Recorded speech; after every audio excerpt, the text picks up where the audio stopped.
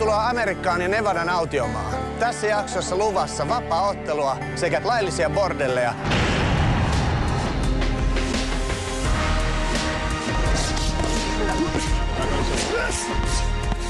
Mixed martial arts eli vapaa-ottelu on yleisnimitys kamppailu-urheilulle, jossa on yhdistelty tekniikoita monista perinteisistä kamppailulajeista.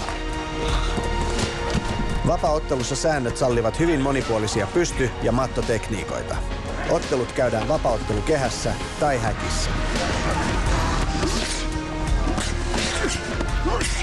Vapaa-ottelun eri muotoja on ollut kautta aikojen, aina antiikin Kreikan Pankrationista lähtien. Modernissa maailmassa tärkeä virstanpylväs tapahtui 20-luvulla, kun brasilialaiset jujutsu-mestarit alkoivat järjestämään Vale Tudo-haasteotteluita muiden lajien edustajia vastaan. Lopullisen läpimurtonsa vapaa-ottelu teki 90-luvulla UFC-turnausten myötä. Nykyisin maailmassa on 3 suurta vapaa-otteluliittoa: UFC, Pride ja K1. Olen seuraavat 10 päivää Las Vegasissa ja viimeisenä päivänä ottelen UFC-liiton ammattiottelijaa Martin Kampmannia vastaan.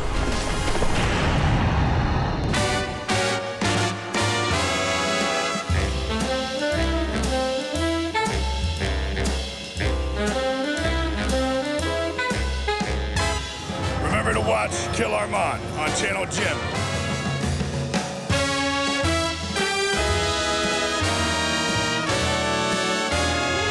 Täällä Las Vegasissa on yksi maailman kuuluisimpia MMA-saleja, Extreme Couture, ja mä tuun treenaamaan täällä seuraavat 10 päivää. Yo, sometimes I have to question my ability. Is it really worth pursuing a career with no stability? 1 minute your hair, next Las Vegasissa sijaitsee moninkertaisen UFC-mestarin Randy Couturen vapaa-ottelusali. Siellä treenaa päivittäin useita UFC:ssä ottelevia ammattikamppailijoita. Salin valmentajat ovat maailman huippuja ja he erikoistuvat muun muassa nyrkkeilyn, potkunyrkkeilyn ja lukkopainin opetukseen. Kaikki nämä jätkät, ketä te näette mun selän takana, on ammattilaisottelijoita, jotka valmistautuu täällä 6 päivänä viikossa, treenaa ihan törkeen kovaa tulevia otteluita varten. Ottelijoilla on keskimäärin 3-4 ammattiottelua vuodessa. Ottelut ovat fyysisesti niin äärimmäisen vaativia, että niitä ei voisi olla enempää. Ottelijoiden treeniohjelma sisältää 3 treeniä päivässä, 6 päivää viikossa, ympäri vuoden. Niin mulla on sellainen fiilis, että me ollaan siirrytty ajassa taaksepäin kuvaamaan, kun oikeat gladiaattorit treenaa. Tää on rankkaa puuhaa. Martin Kampmann on yksi Couturen salin UFC-ammattilaisista. Martinilla on ollut uransa aikana 20 vapaa-ottelua, joista hän on voittanut 17.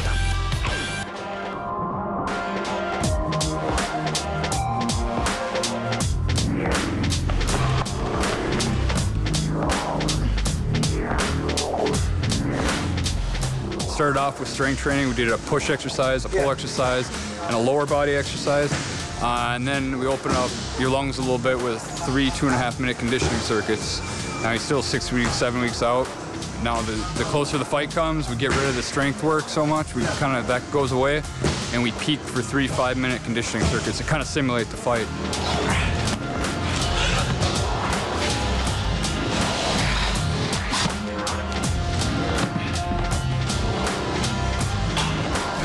Oh yes. This is pretty hard. 5 seconds, then we quit. Mä pyörryn varmaan ihan just oikein.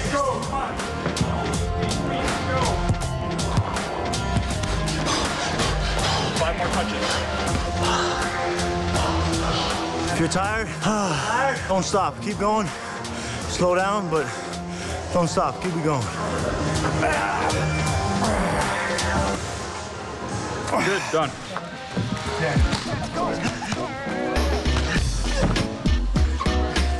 Vaikka alun perin muun muassa Vale Tudon ja UFC:n vapaa-otteluissa ei ollut juurikaan sääntöjä, vuosien varrella kamppailijoiden turvallisuutta on parannettu ja otteluihin on lisätty erilaisia rajoituksia. Headbutts not allowed. Can't bite. Can't put your fingers in the eyes. Can't punch the spine. You can't do elbows like from the sky 12 to 6, and you can't kick an opponent in the head if he's laying down.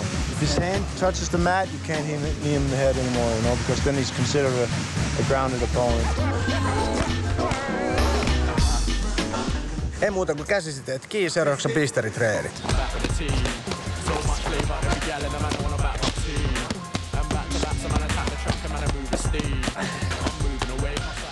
Yeah, come on. Gotta break the rib, man. Let's go.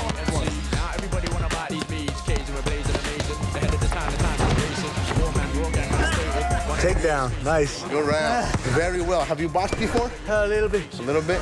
Yeah, you can tell he did very well. One of the things that's different between this and boxing is that in MMA you have a lot of things to worry about. Yeah. You have to worry about kicks. You have to worry about elbows. You can't be in too close. Because once you're close, in boxing you can be in close and covering shots. But here you can't because then you'll get taken down.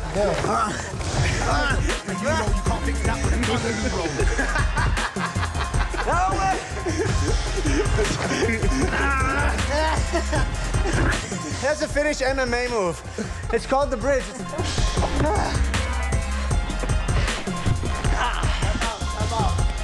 Take him down, take him down. There's many ways you can defend, but one way, if your head is down here, it's hard for you to lift me, you know? And here I can lift you easy, you know? The finish. You weren't ready for that, were you? It caught me completely off guard. Because it's like, and it's out.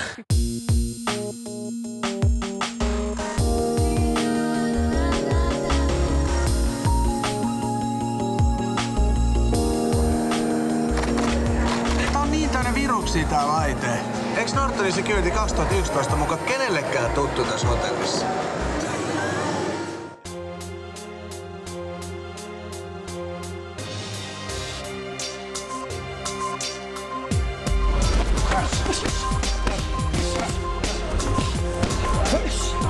Potkunyrkkeilyssä minua opettaa Ray Sefo. Hän on 5-kertainen tainyrkkeilyn maailmanmestari sekä K1-organisaation vapauttelun legenda.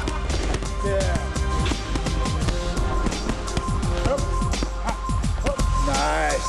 You have good power for your size. I feel on the pad.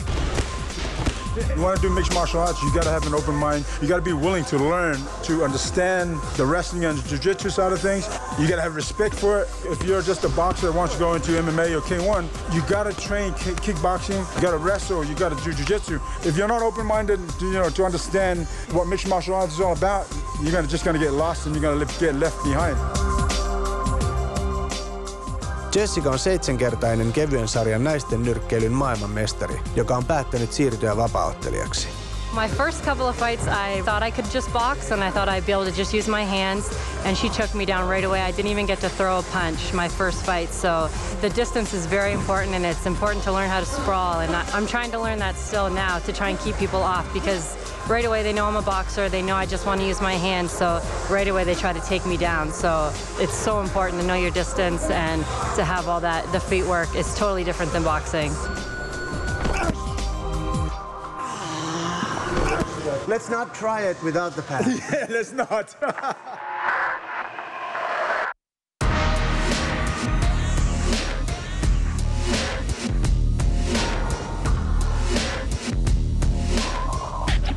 Yhdysvalloissa, kun te näette kadun varrella tällaisia bokseja, niin niissä on yleensä sanomalehtiä. Las Vegasissa näissä on täysin toisenlaisia lehtiä.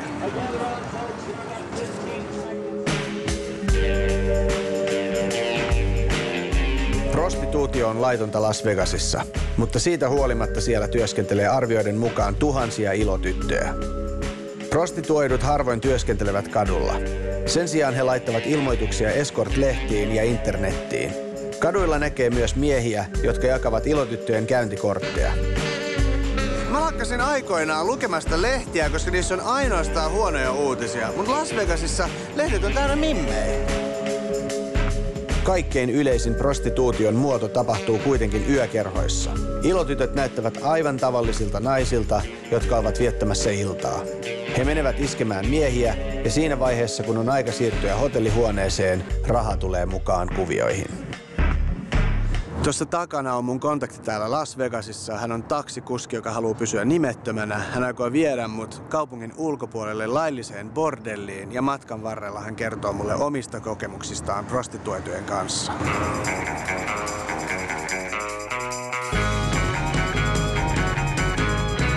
Hardcore, man. The girl beat me until I passed out from loss of blood.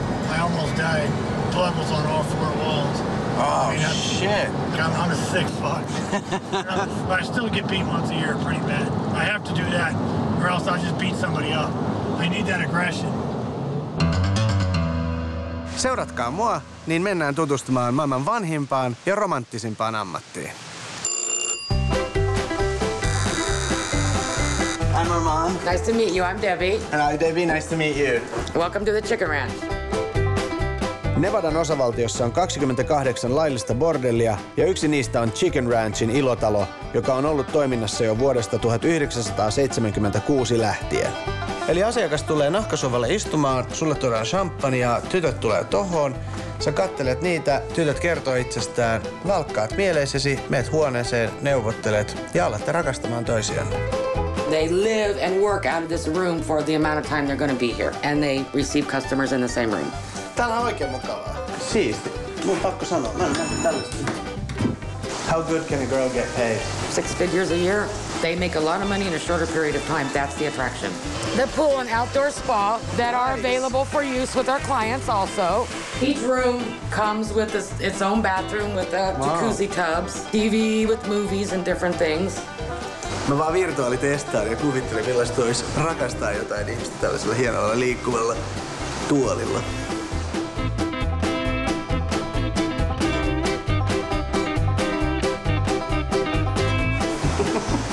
Uskokaa tai älkää, mä en ole ennen ollut ikinä tällaisessa paikassa, mutta kyllä mä voin kuvitella, että tää on ihan mukava paikka tulla rentoutuu, ottaa pienen irtioton niin sanotusti arjesta, joko yksin tai ystävien kanssa, ja tavata ihmisiä, jotka haluaa kuunnella sitä, mitä sulla on sanottavaa, ja on aidosti kiinnostunut susta.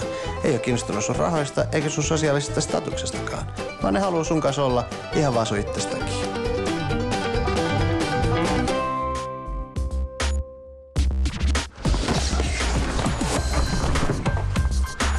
Tässä salissa on älyttömän lämmin ja hyvän tuulinen tunnelma kaikkien kamppailijoiden kesken. Ne vitsailee, ne treenaa, mutta nämä on oikeasti niin kovin jätkiä, että ei näille tarvii enää opettaa kuria.